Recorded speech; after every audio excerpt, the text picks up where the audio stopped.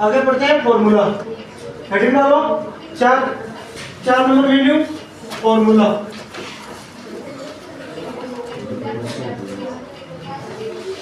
Formula जी है formula. Formula जी है formula. 4 number value में लिखो फॉर्मूला जी है फॉर्मूला।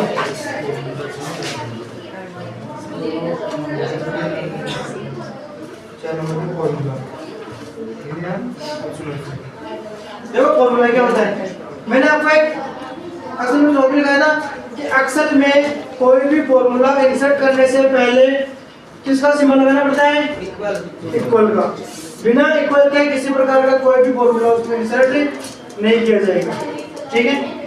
एक बार क्वेश्चन आया हुआ है, ये वाला आइकन देखकर, तो ये वाला आइकन दे दिया fx का और पूछ लिया कि ये क्या है, तो ये क्या है? Insert function. और इसी को ही फॉर्मूला के रूप में काम में लिया भी जाता है। ये जो बार है यहाँ पर, ये कौन सा है? फंक्शन बार है। ठीक है। अब फॉर्मूला है, गणित के अंदर बहुत सारे फॉर्मूले होते हैं, सारे यहाँ पर गणितीय फॉर्मूले लगेंगे। ठीक है। जैसे देखो अपने को टोटल करना है तब सम का फॉर्मूला लगाएंगे, गुणा करना है तब प्रोडक्ट का, पावर जब हम घात लगाते हैं तब लगाएंगे पावर का। कल हमने टुडे आज की तारीख का फॉर्मूला लगाया था। ठीक है। एक फॉर्मूला होता है कि हमने कितने सेल में क्या क्या काउंट किया, ये सभी सेल को काउंट करेंगे। एक फॉर्मूला होता है काउंट इफ, इसके अंदर हम कोई भी स्पेशल कैरेक्टर जैसे अटेंडेंस ले रहे हैं तो प्रेजेंट, एब्सेंट, लीव इनको काउंट करेंगे। किसी ऑफिस में सैलरी स्लिप बना रहे हैं तो कौन कौन प्रेजेंट रहा वो यहाँ पर काउंट करेंगे। ठीक है। इस प्रकार से बहुत सारे एक फॉर्मूला होता है मिनिमम का,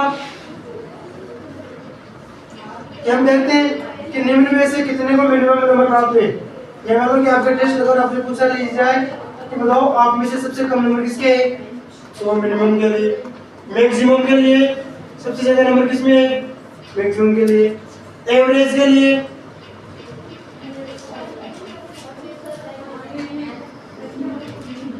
एवरेज का मतलब होता है औसत। अब देखते हैं कि एक बच्चे का आता है 60%, एक का आता है 100%, तो कहते हैं ना कि एवरेज परसेंटेज या एवरेज स्टूडेंट पास, टोटल पास हुए एवरेज में। तो टोटल परसेंटेज देखिए तो पहले वाला लास्ट को और पहले अंतिम को जोड़कर 2 से डिवाइड कर दो, उनका एवरेज 80% यहाँ पर आ जाएगा। ठीक है। इस हिसाब से हम यहाँ पर फॉर्मूला इंसर्ट करेंगे। ये सारे के सारे फॉर्मूला है जो हम एक एक करके आज पढ़ने वाले हैं। ठीक है। तो सबसे पहले लगा लिया फॉर्मूलास। इसमें एक नंबर पे लिखो इंसर्ट फंक्शन। एक नंबर पे लिखो इंसर्ट फंक्शन।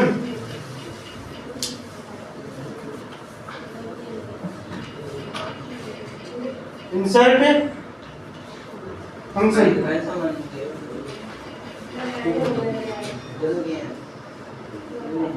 इंसर्ट फंक्शन आगे इसमें लिखो अगर हमें किसी सेल में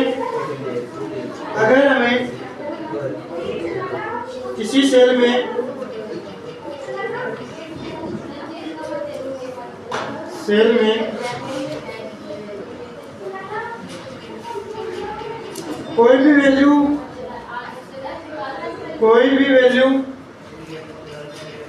इंसर्ट करनी है,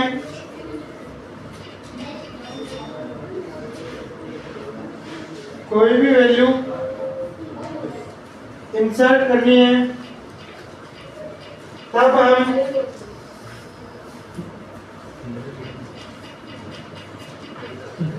इंसर्ट फंक्शन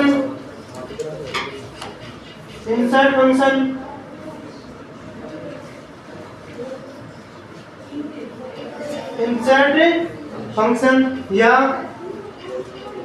फंक्शन बार का प्रयोग करते हैं।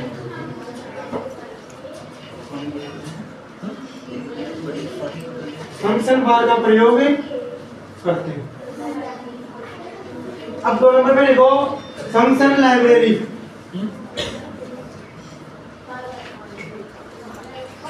फंक्शन लाइब्रेरी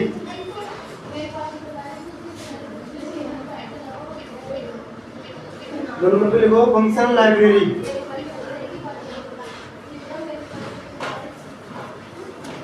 इसमें लिखो,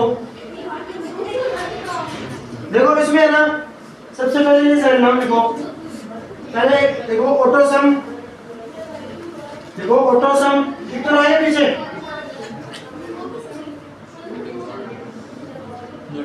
चलो मैं लिख दूं, यहाँ पे लिखो AutoSum,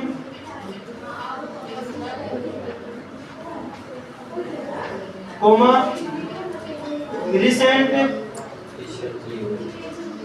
recently used. Recently use का मतलब होता है तुरंत काम में लेने वाले या जल्द काम में आने वाले। फिर लिखो financially, financial, logical,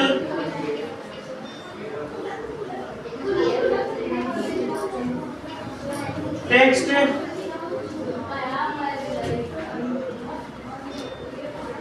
date and time,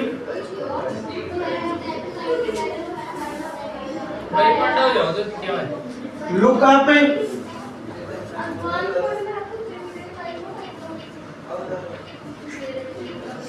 math and trick,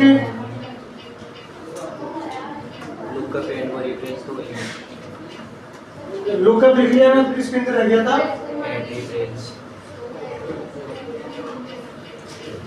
reference और more function, math and trick, TRIC।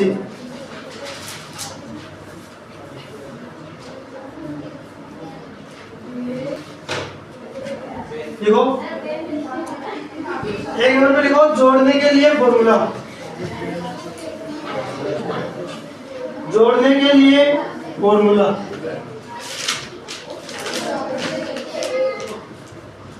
जोड़ने के लिए फॉर्मूला, जोड़ने के लिए फॉर्मूला। देखो इक्वल सम, इक्वल सम।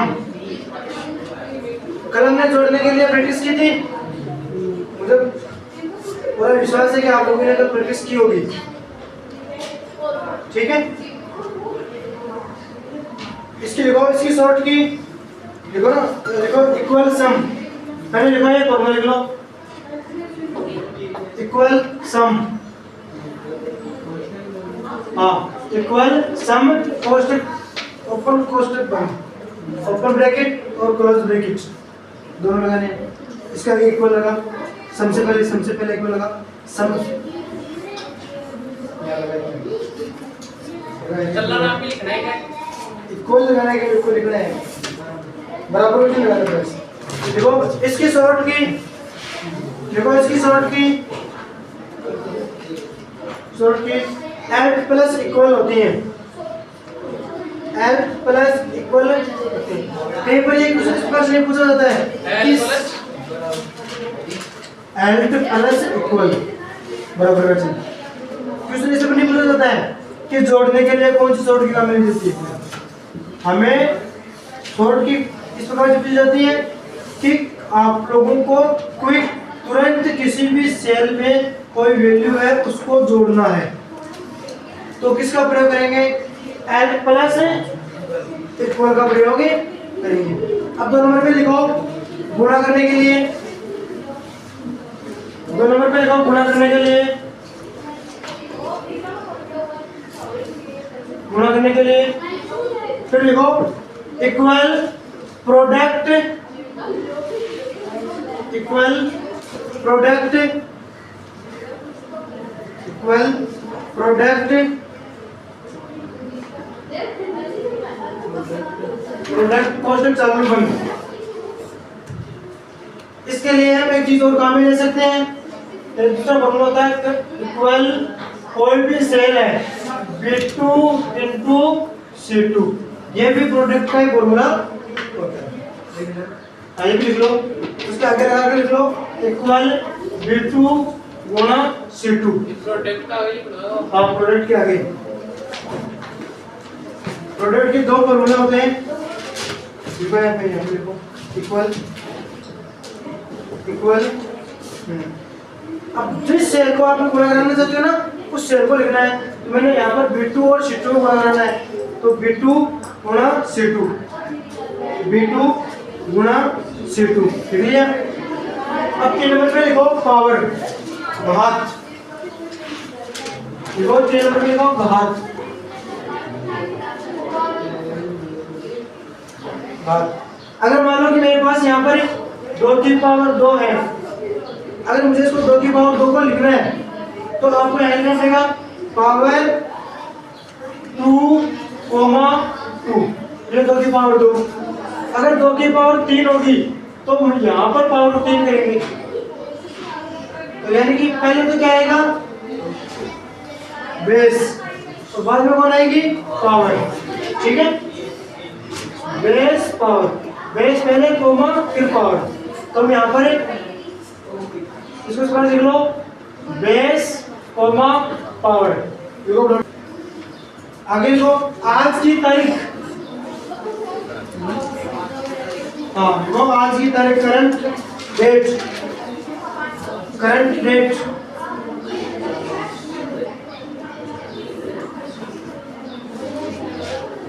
करंट डेट, लिखो इक्वल टुडे कॉस्ट चालू में,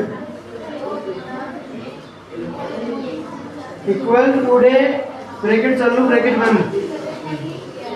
फिर आगे लिखो सेल को काउंट करना, देखो सेल को काउंट करना,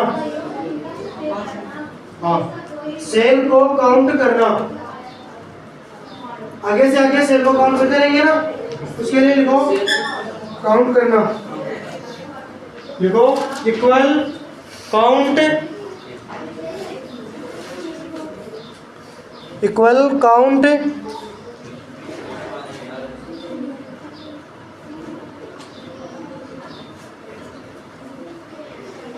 count.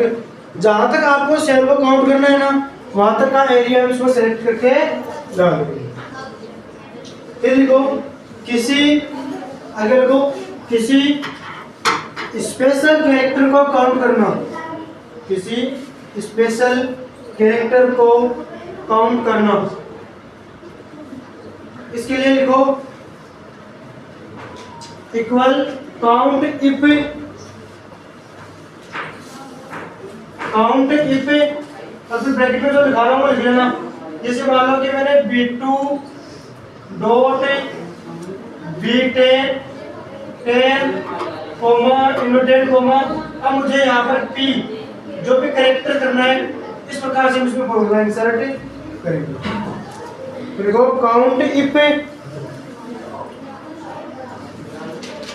Count if, count if, और ये फॉर्मूला लिख लो। यहाँ पर कोई जरूरी नहीं है कि मैंने B2 से B10 दिया तो आप भी B2 से B10 दो, अपने हिसाब से आप सेट दे दो और स्पेशल कैरेक्टर कुछ भी दे दो, लेकिन पहले कोमा, इनमें किसी प्रकार का कोई भी स्पेस नहीं दिया गया है, ठीक है। आगे लिखो फिर मिनिमम वैल्यू निकालने के लिए, मिनिमम वैल्यू निकालने के लिए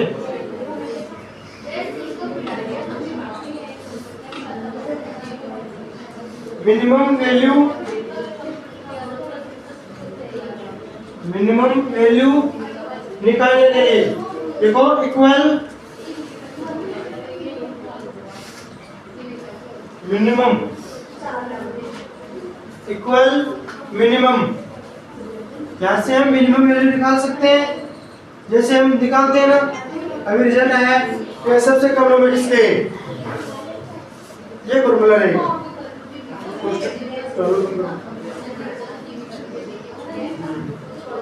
फिर देखो आगे अधिकतम वैल्यू निकालने के लिए,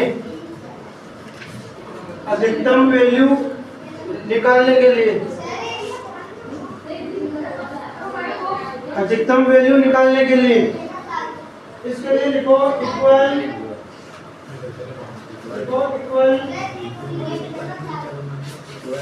मैक्सिमम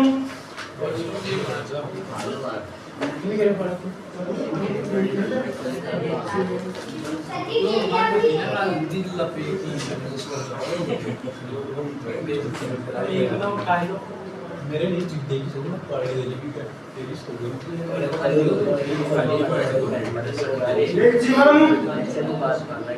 मैक्सिमम कोष्टक चालू बंद लिख लिया।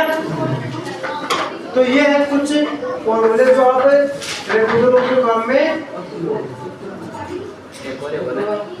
हाँ फिर आगे लिखो औसत निकालने के लिए, औसत निकालने के लिए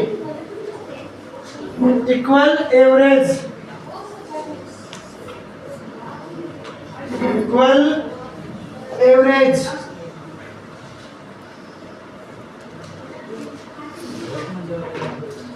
इक्वल एवरेज।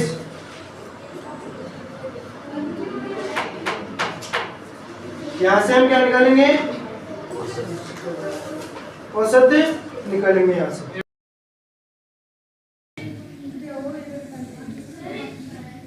देखो सबसे पहले हमने ये वैल्यू लिख ली है, अब हम इसको सेलेक्ट करते हुए चलेंगे। कितने फॉर्मूले हैं बताओ पहले पूरे? 9 फॉर्मूले हैं क्या? ये लीजिए 9 फॉर्मूले इसमें आ जाएंगे अर्थमेटिक। सबसे पहले फॉर्मूला कौन सा है? इक्वल सम। हमने क्या इक्वल सम ब्रैकेट चालू, ये सेल ऐड करनी है तो इन सेल को हम सेलेक्ट कर देंगे पूरे को और कोष्टक बंद इंटर। ये इसका टोटल सम आ गया अपने आप अपने पास। अगला फॉर्मूला कौन सा है? प्रोडक्ट। तो देखिए इक्वल प्रोडक्ट के लिए हमें कोई भी 2 सेल को लेना है, 3 को भी ले सकते हो, 4 को भी ले सकते हो। सबसे पहले हम ये सेल सेलेक्ट की, गुणा का चिन्ह लगाएंगे दूसरे की। अब इन दोनों का गुणा कितना होगा? ठीक है, इस हिसाब से हम प्रोडक्ट भी लिखते हैं इक्वल प्रोडक्ट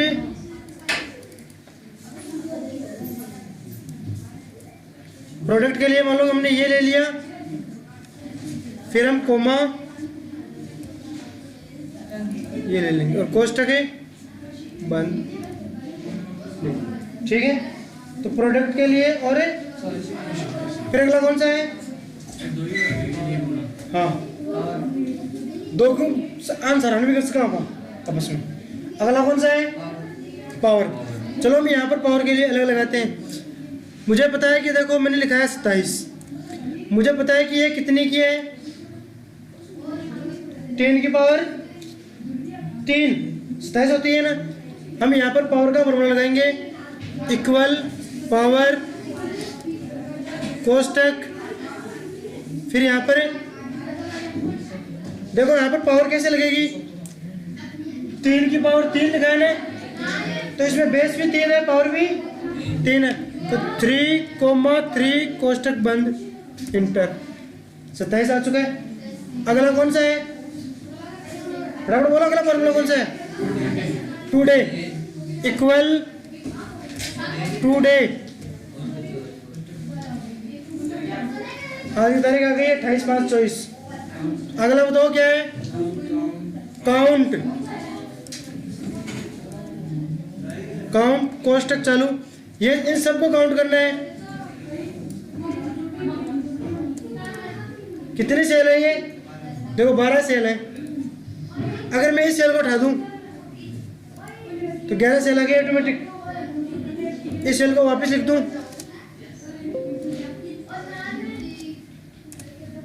ऑटोमेटिक 12 सेल हो गई। अगला क्या है? Count if. देखो इसके लिए हम यहाँ पर स्पेशल कैरेक्टर लेते हैं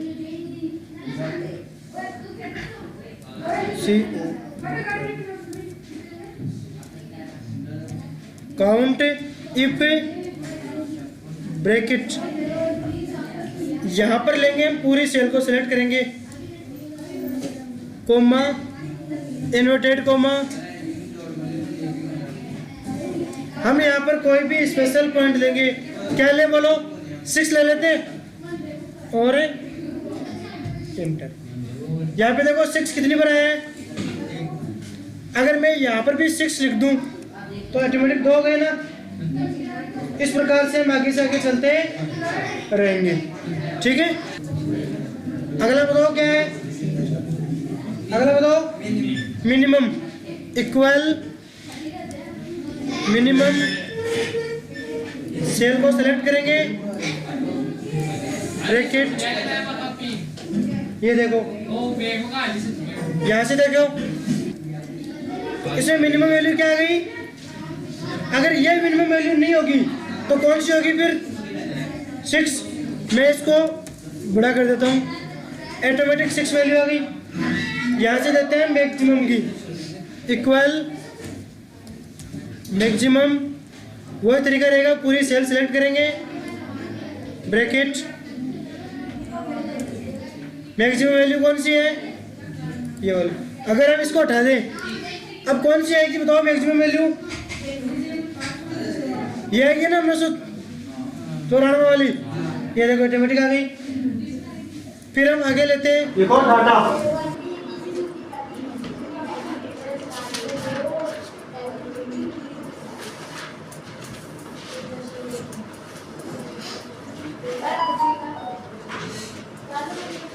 डाटा। इसमें देखो यहाँ पे आ रहा है ना गेट एक्सटर्नल डाटा, ये मोस्ट इंपॉर्टेंट है डाटा में। केवल एक बार क्वेश्चन आया हुआ है कि एक्सटर्नल डाटा हम कौन से मेन्यू से इंसर्ट कर सकते हैं। तो मैंने पहले बताया था कि जहां कहीं भी आपको इंसर्ट नाम आ जाए तो इंसर्ट ऑप्शन में रहेगा, लेकिन इस क्वेश्चन में इंसर्ट नाम आ चुका है, फिर भी डाटा इसका ऑप्शन रहेगा, ठीक है। तो इस डाटा में ये 4 नाम है, ये नाम लिखो, 4-5 नाम लिखो। पेज नंबर पे लिखो from access, from access, from web, from text,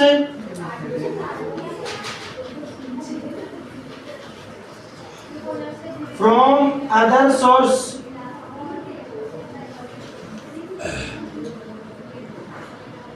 from other source. ये 4 नाम ले लो, ये चारों नाम गेट एक्सटर्नल डाटा के अंतर्गत आते हैं। गेट एक्सटर्नल डाटा, ये चारों ही गेट एक्सटर्नल डाटा के अंतर्गत आते हैं, ठीक है। नंबर लिखो, यस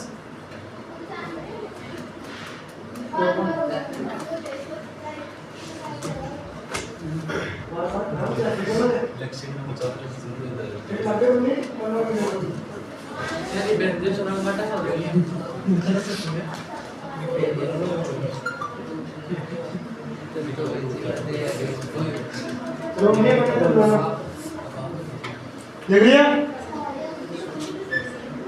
ठीक है।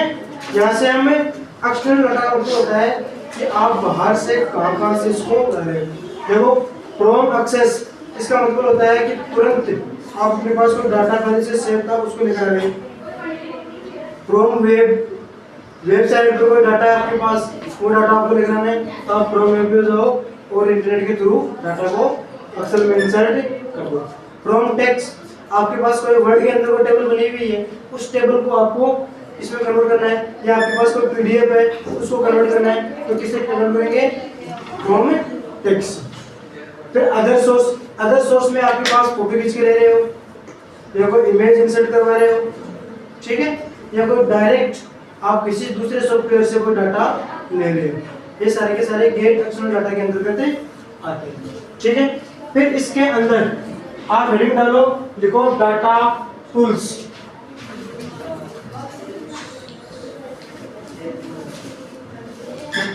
डाटा टूल्स,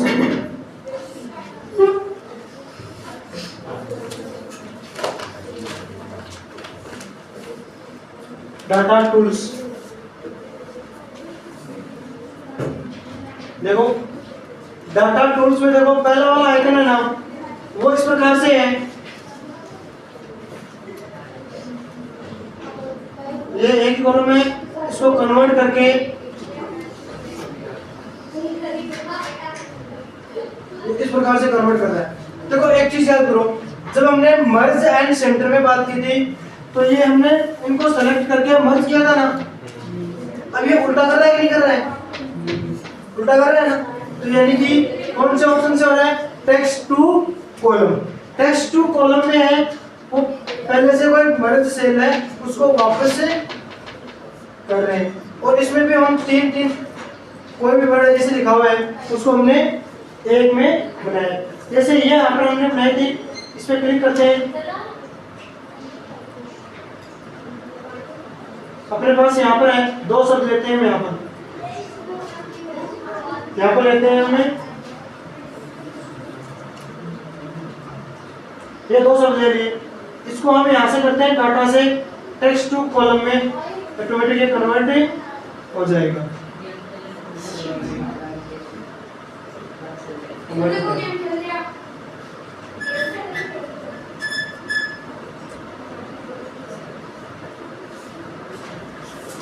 यहाँ से हम करेंगे दो कॉलम मिल गए ना, नेक्स्ट कर दो, नेक्स्ट कर दो, फिनिश, ये ऑटोमेटिक दो कॉलम में चला जाएगा। ये तब काम में लेते हैं हमें जब अपने पास कहीं अदर सोर्स से हमें टेक्स्ट को काम में बीच में कोमा टेक्स्ट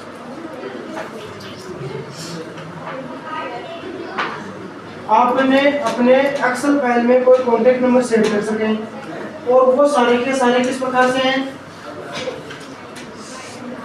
हॉरिजॉन्टल में, उन सब के बीच में कोमा लगा हुआ है, और उन कोमा को आपको कन्वर्ट करके किसमें लाना है, कॉलम्स में सेट करना है या वर्टिकल सेट करना है, तब हम इसको काम में लेंगे।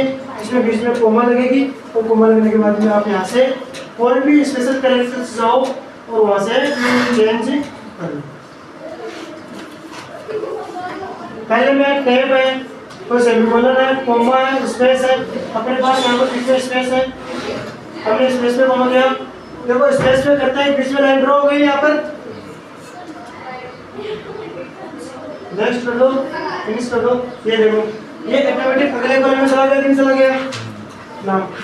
अगर मैं अपने पास यहाँ पर तीन तरीके से नाम लिखूं, 1 2 और 3, मैंने 3 किया ना, ये 3 कॉलम्स में कन्वर्ट हो जाएगा। आपको बीच में ध्यान रखना है कि आपने कौन सा स्पेशल कैरेक्टर चुना है, स्पेस ही है, स्पेस है, चलो फिनिश करो। तीनों में गया ना, एक में लिखा तो जी में था, एच और आई में भी ये सेट हो गया, तो लिखो इसमें गेट टूल्स में यहाँ पे लिखो text to column,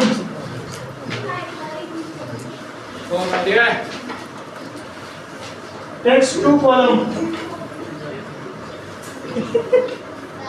text to column, text to column. देखो टेक्स्ट टू कॉलम क्या होता है,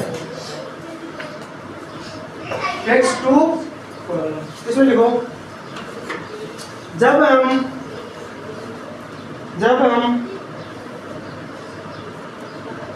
एक ही सेल में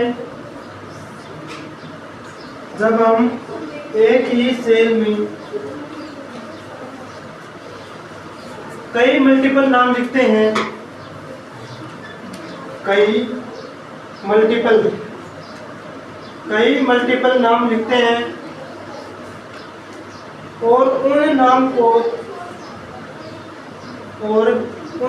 को अलग अलग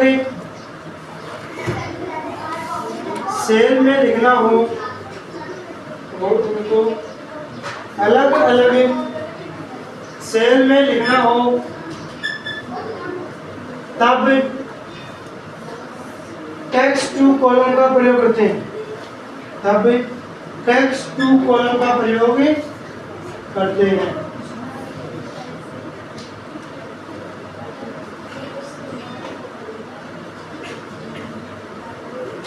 कॉलम का प्रयोग।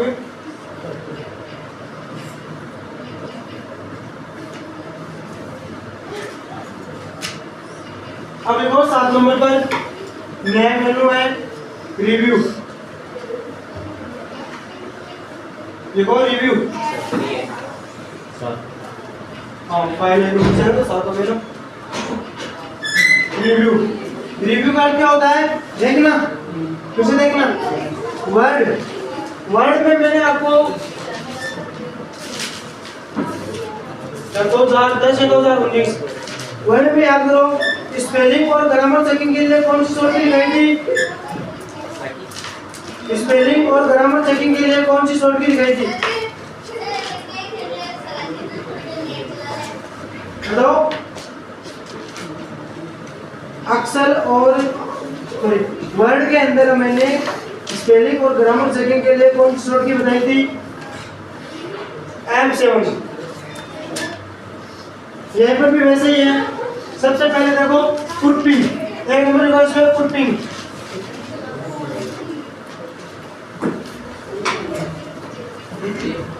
एक नंबर पे लिखो पुटिंग।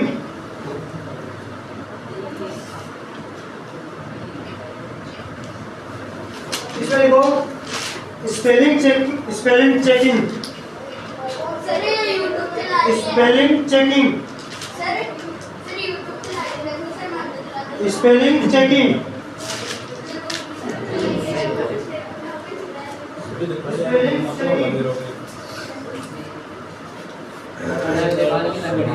इसमें लिखो लिखो स्पेलिंग चेकिंग के लिए F7 शॉर्ट की काम में ली जाती हैं। स्पेलिंग चेकिंग के लिए F7 शॉर्ट की काम में ली जाती हैं।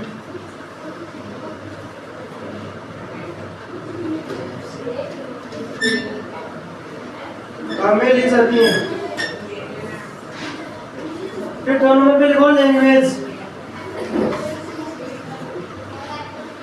2 नंबर पे लिखो लैंग्वेज। 1 नंबर पे पुटिंग था, 2 नंबर पे लिखो लैंग्वेज।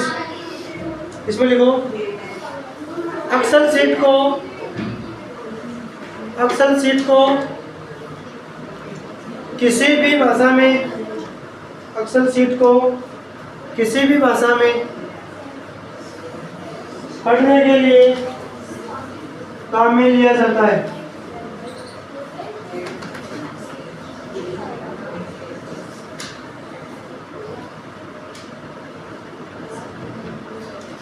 काम में लिया जाता है।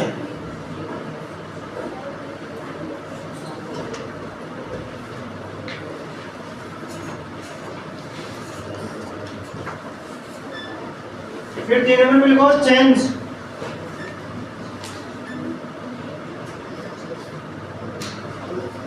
चेंज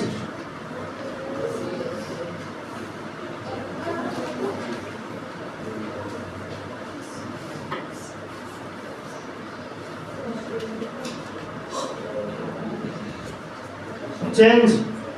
इसमें लिखो 1 नंबर पे लिखो प्रोटेक्ट शीट। प्रोटेक्ट शीट इसमें लिखो प्रोटेक्ट शीट में लिखो एक्सेल फाइल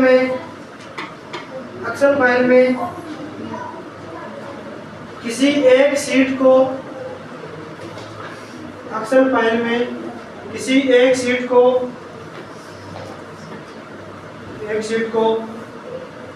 प्रोटेक्ट करने के लिए, शीट को प्रोटेक्ट करने के लिए, प्रोटेक्ट यानी कि सुरक्षित करने के लिए, सुरक्षित करने के लिए। फिर 2 नंबर में लिखो प्रोटेक्ट वर्कबुक। प्रोटेक्ट वर्कबुक,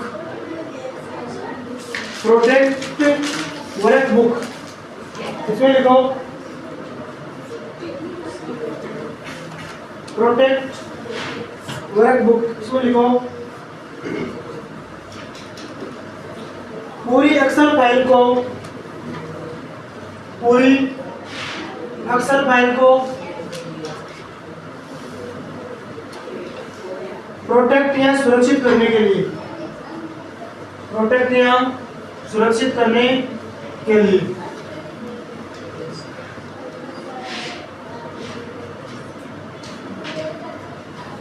आगे 8 नंबर पे लिखो व्यू,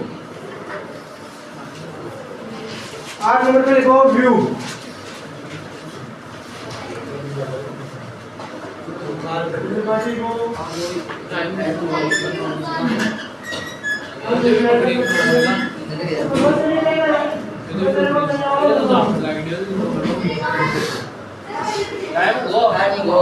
पे लिखो व्यू, 8 नंबर पे लिखो व्यू। देखो इसमें जिस प्रकार से, देखो जिस प्रकार से MS वर्ड फाइल को, MS वर्ड फाइल को अलग अलग व्यू में देखा गया था, अलग अलग व्यू में देखा गया था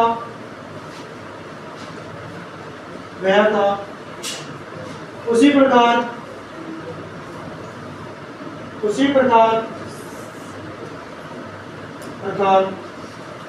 एक्सेल फाइल के लिए भी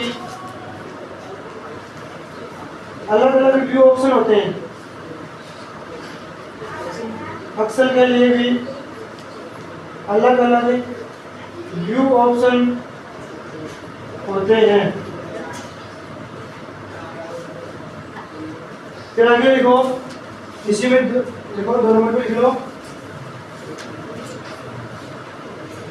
फ्रीज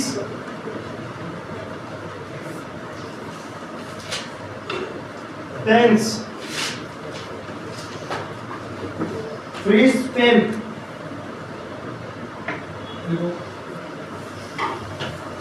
उधर लिखो फ्रीज पेन।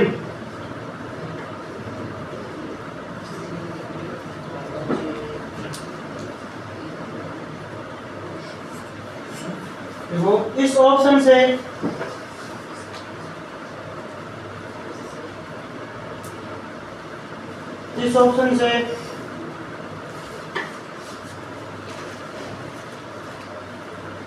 किसी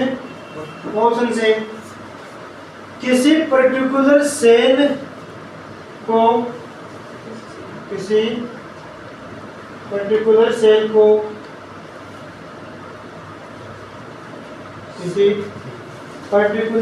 को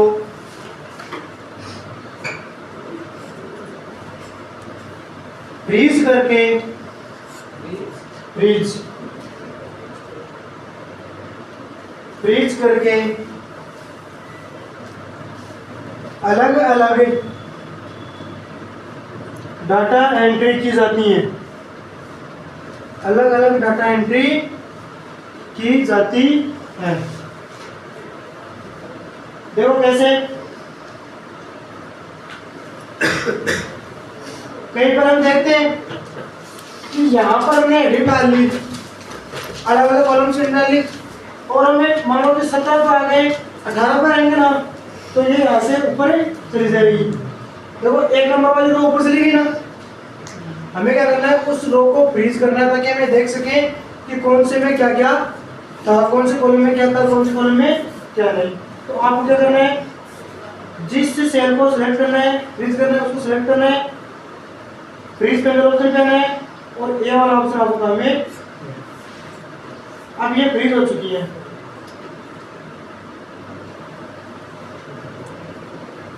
फ्रीज हो चुकी है ना। देखो 8 नंबर वही रह गया, ठीक है। आराम से आप इसको काम में ले सकते हो, आपको पता रहेगा इस कॉलम में हमने क्या क्या लिखा, ठीक है। तो आज आपका एक्सेल कंप्लीट हो चुका है, कल पावर पॉइंट स्टार्ट करेंगे।